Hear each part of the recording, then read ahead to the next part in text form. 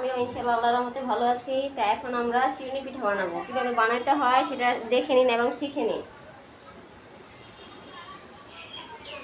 গরম পানির মধ্যে 1 চিমটি লবণ দিয়েছি।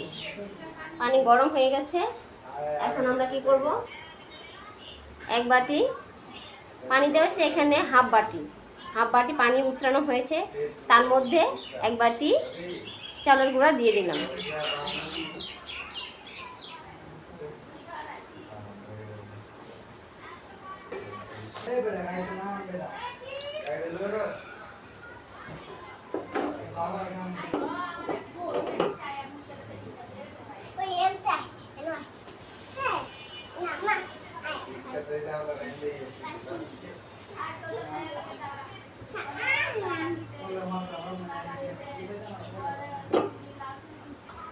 दोनों दिকে তেল ব্যবহার করতে হবে। दोनों দিকে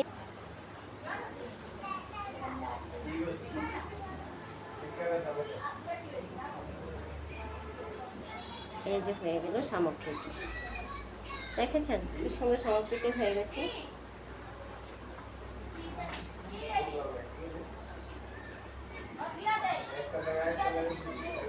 এই যে সুন্দর হয়ে গেছে শামুক পিঠা।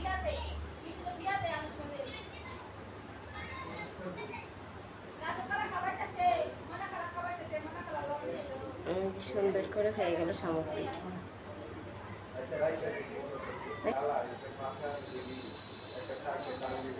তেল গরম হয়ে গেছে।